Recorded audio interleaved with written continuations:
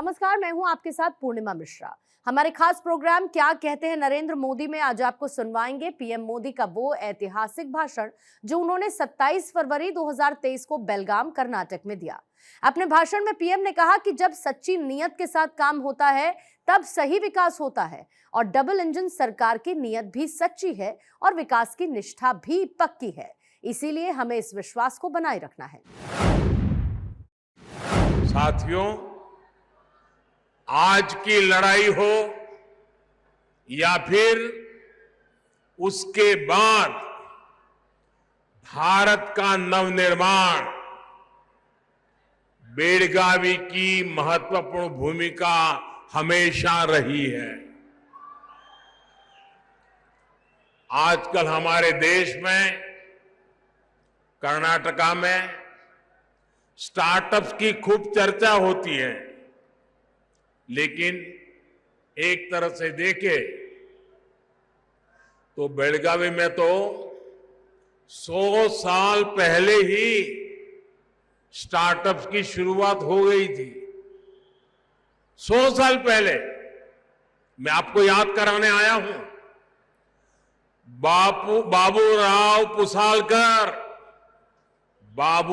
पुसालकर जी ने 100 साल पहले यहां एक छोटी सी यूनिट की स्थापना की थी।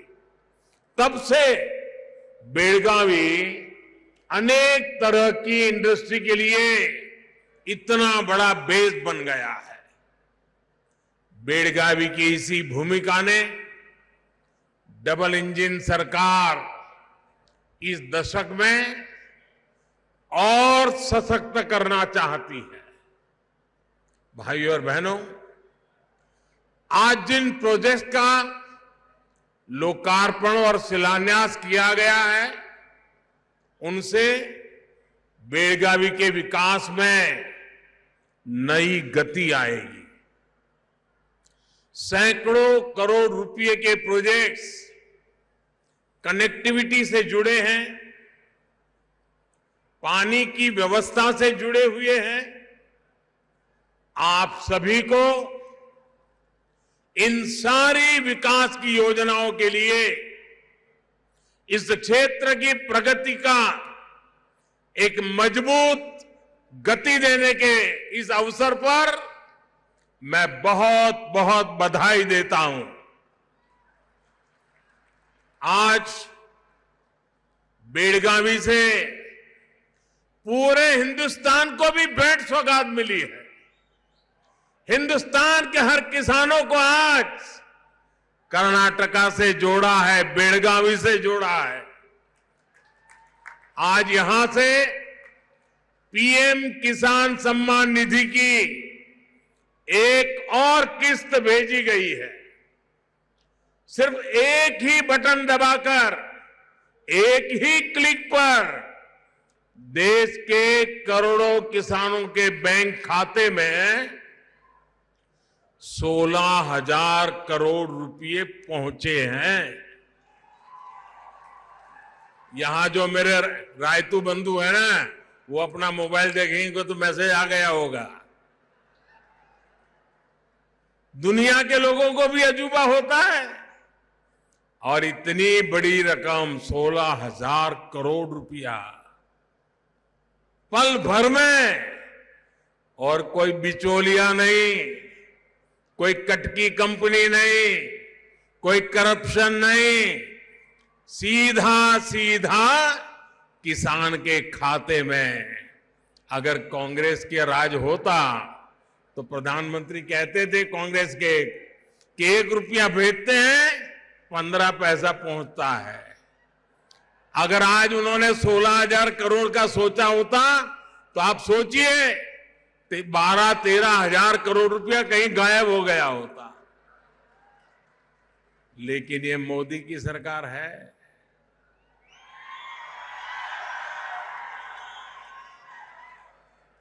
पाई पाई आपकी है, आपके लिए है।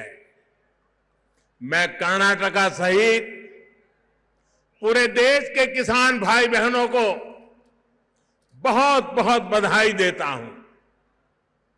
होली के त्योहार के पहले मेरे किसानों को ये होली की भी शुभकामनाएं हैं।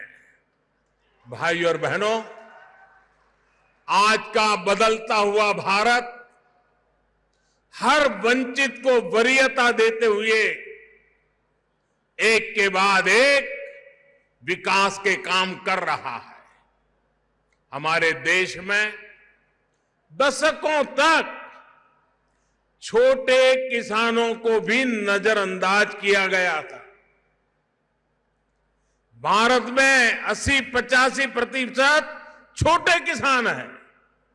अब यही छोटे किसान भाजपा सरकार की प्राथमिकता में है। पीएम किसान सम्मान निधि के माध्यम से अब तक देश के छोटे किसानों के बैंक खातों में करीब करीब 2.5 लाख करोड़ रुपए जमा कराए जा चुके हैं। आप बोलेंगे कितने किए हैं? 2.5 लाख करोड़। कितने कितने कितने 2.5 लाख करोड़ रुपया किसानों के बैंक खातों में जमा हुए। इसमें भी 50,000 करोड़ रुपए से ज्यादा पैसे हमारी जो माताएं बहनें किसानी के करती हैं उनके खाते में जमा हुए। ये पैसे किसानों की छोटी छोटी जरूरतों को पूरा कर रहे हैं। इन खर्चों के लिए अब उन्हें किसी दूसरे के सामने हाथ नहीं फैलाना पड़ता, ब्याज खाऊ लोगों के शरण नहीं जाना पड़ता, बहुत ऊंचा ब्याज देकर के रुपये नहीं लेने पड़ते। साथियों, साल 2014 के बाद से देश लगातार कृषि में एक सार्थक बदलाव की तरफ बढ़ रहा है।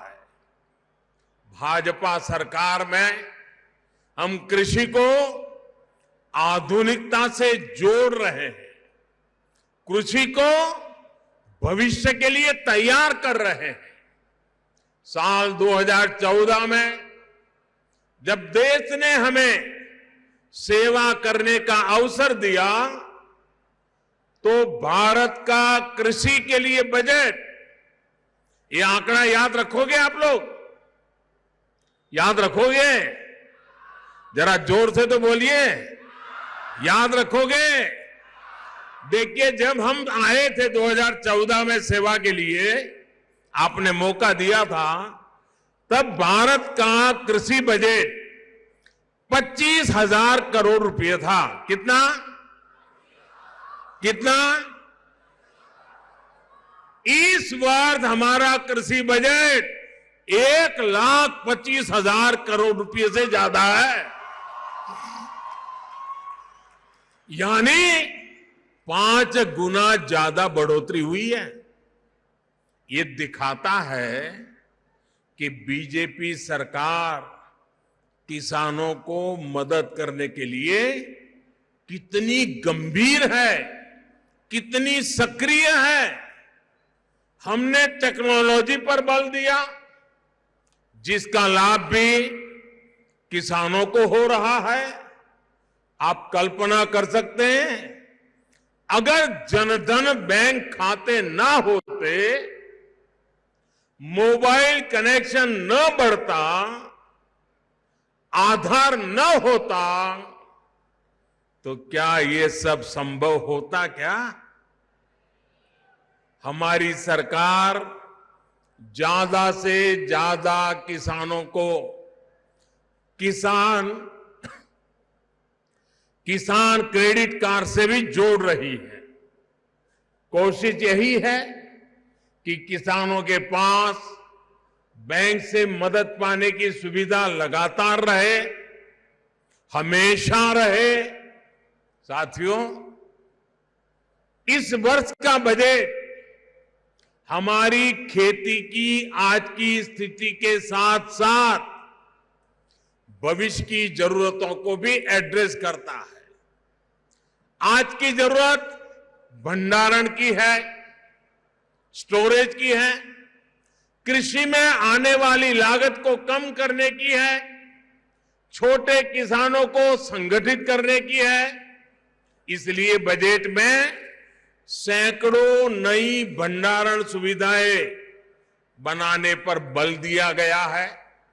इसके साथ साथ सहकारिता के स्तर पर विस्तार करके उसका पर हमने अभूतपूर्व फोकस किया है।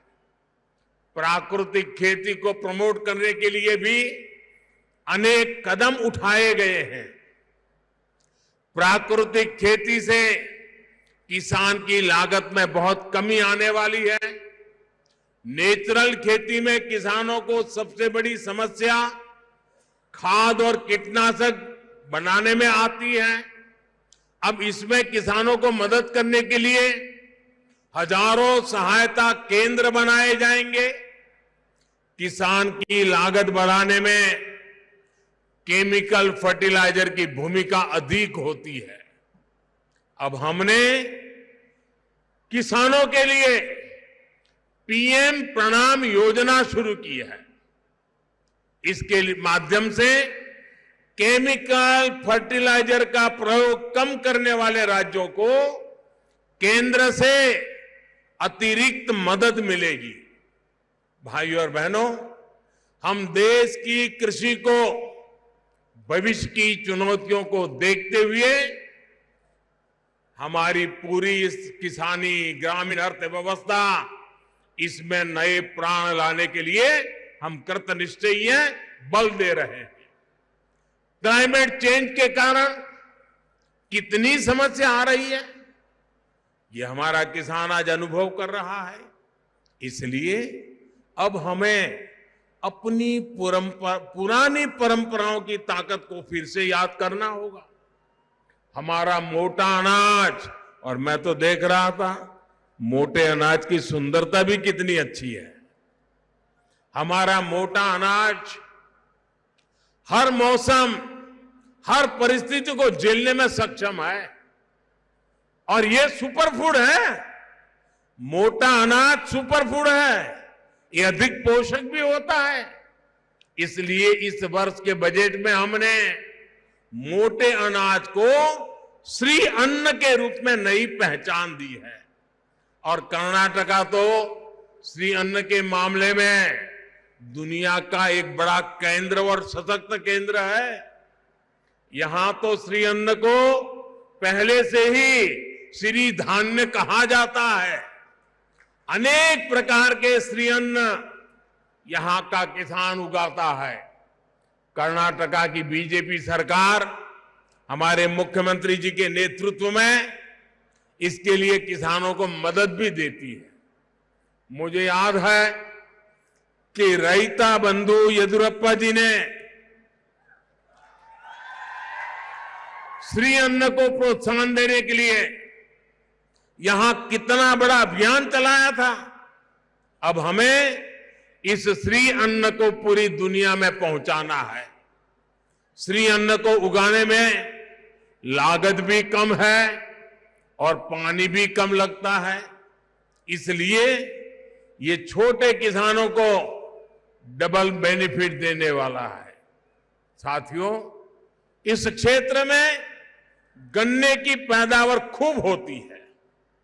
भाजपा सरकार ने हमेशा गन्ना किसानों के हितों को सर्वोपरि रखा है।